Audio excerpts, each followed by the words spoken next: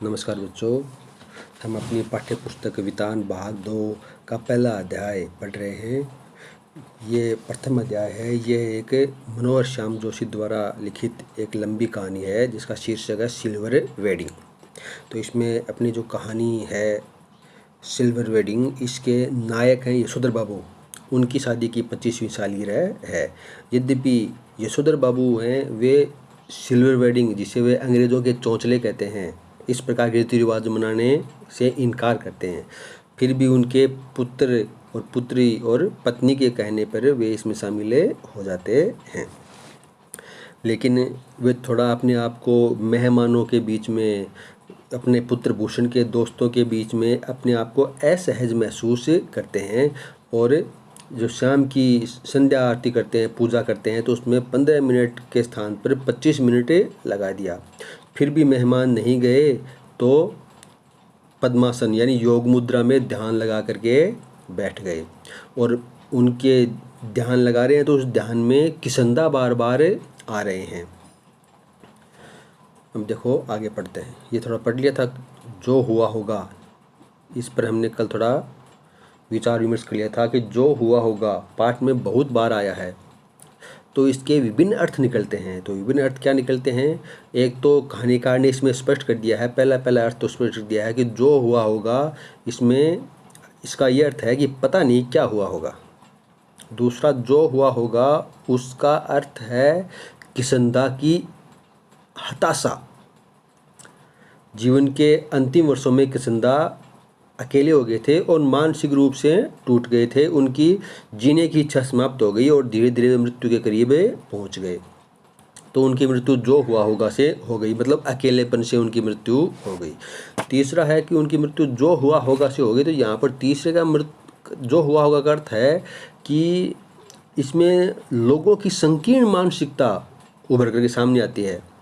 किसंदा जैसे समाजसेवी व्यक्ति का भी समाज में कोई महत्व नहीं रह गया था। वे समाज में अप्रासंगिक, महत्वहीन हो गए थे और किसी ने भी उनके बारे में जानने की कोशिश नहीं की कि बिना बीमारी के ही किसंदा की मृत्यु क्यों हो गई।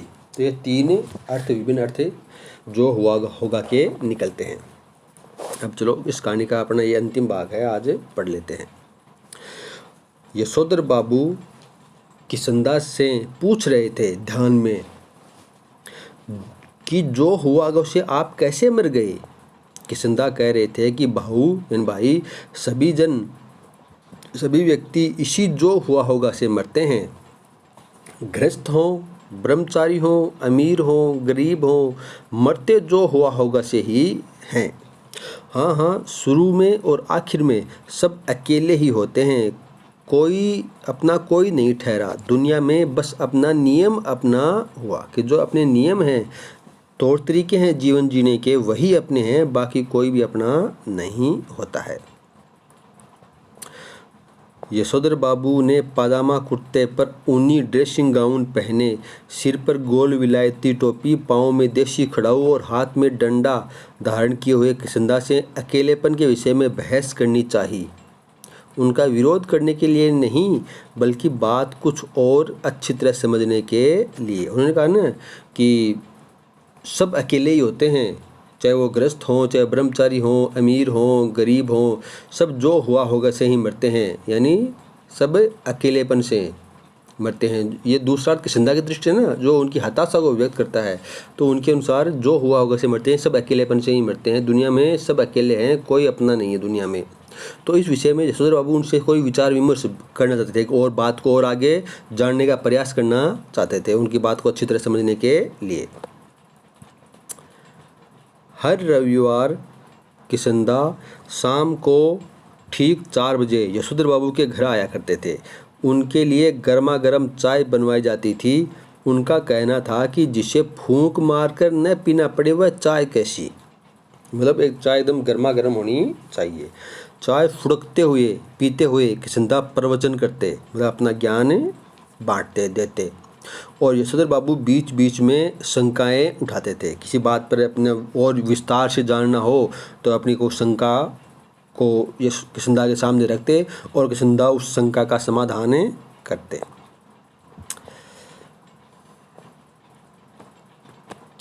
यशोधर बाबू को लगता है कि आज किशंदा आज भी मेरा मार्गदर्शन कर सकेंगे और बता सकेंगे कि मेरे बीवी बच्चे जो कुछ भी कर रहे हैं उसके विषय में मेरा रवैया क्या होना चाहिए। यानी मेरा रवैया मतलब बर्ताव, व्यवहार, मेरा व्यवहार किस प्रकार का होना चाहिए कि बीवी बच्चे आधुनिकता की ओर दौड़ रहे हैं, बढ़ रहे हैं, और मेरा इसमें किस प्रकार का व्यवहार रहना चाहिए, उनके साथ शामिल होना चाहिए, उनकी बात का समर्थन करना चाहिए या उनकी बात का विरोध करना चाहिए या कोई बीच का रास्ता अपनाना चाहिए।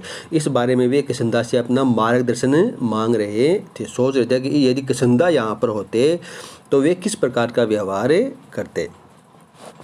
लेकिन किशंदा तो वही अकेलेपन का खटराग अलापने पर आमादा से मालूम होते हैं। लेकिन यशोधर बाबू के मन में आ रहा है कि किशंदा से इस बारे में विचार विमर्श करें, यानी मेरा मार्गदर्शन करें ध्यान में।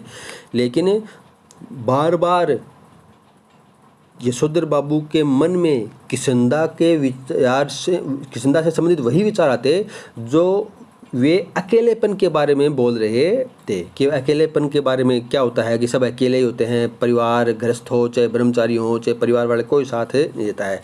यही विचार बार बार उनके मन में उठ रहे हैं। क्या कहा उन्होंने, कैसी बीबी, कहाँ के बच्चे, ये सब माया ठहरी, और ये जो भूषण आज इतना उछल रहा है वह भी किसी दिन इतना ही अकेला और असहाय अनुभव करेगा जितना कि आज तू कर रहा है।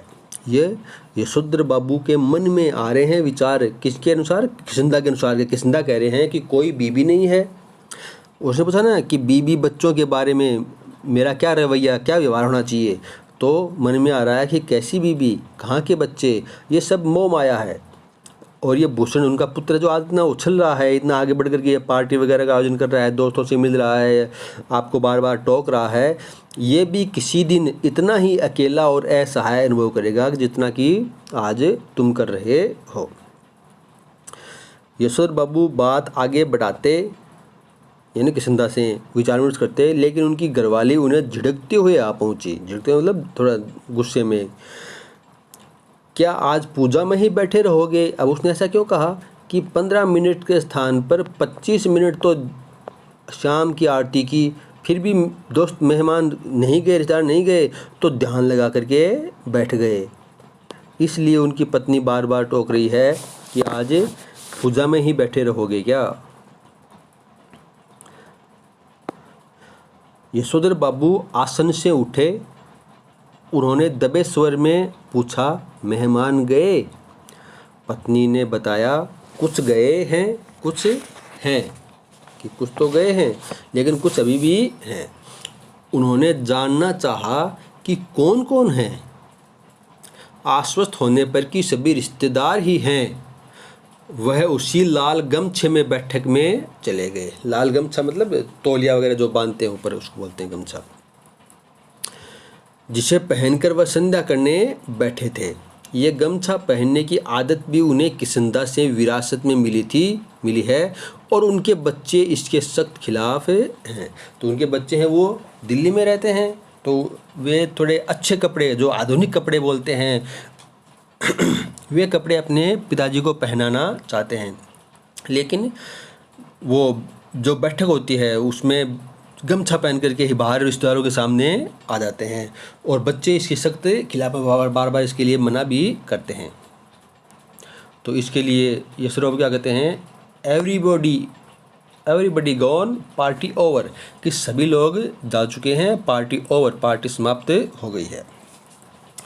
यशोधर बाबू ने मुस्कुराकर अपनी बेटी से पूछा, अब गोया गमछा पहने रखा जाता है कि अब तो एक गमछा पहना जा सकता है कि सभी लोग जा चुके हैं, पार्टी समाप्त हो गई है।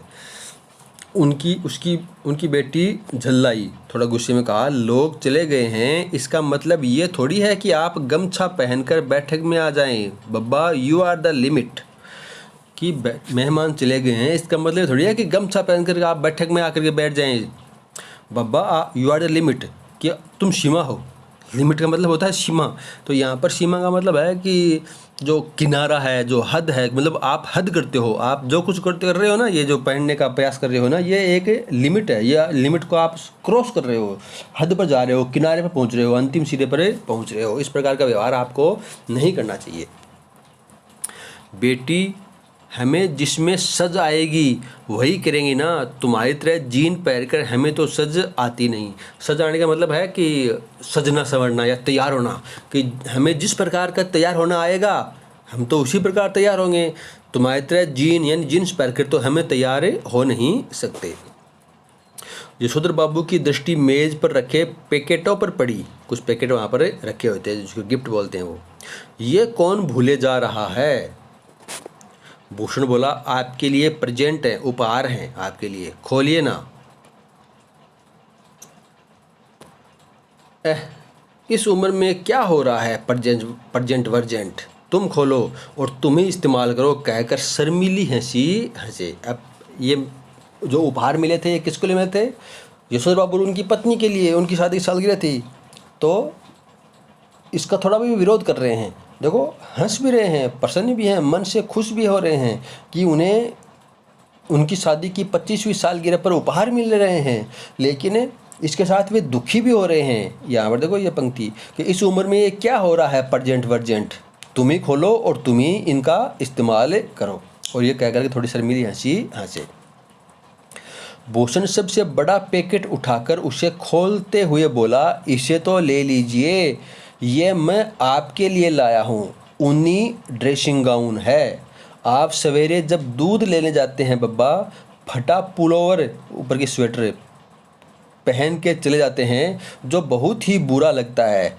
आप इसे पहन के जाया कीजिए। तो अब पुत्र है वो एक बड़ा सा पैकेट उठा देता है कि बब्बा ये मैं लेके आया हूँ आपके लिए, और ऊनी ड्रेसिंग गाउन है, ऊपर के पहनने का ऊनी है। आप जब जाते हैं पहन करके वो पुलोवर यानी वह भी ऊपर का जो पहनने का और कोट है ना वह पठा हुआ है, तो उसे पहन जाते हैं तो मुझे बुरा लगता है। अब आप इसे पहन करके दूध लाने जाया कीजिए।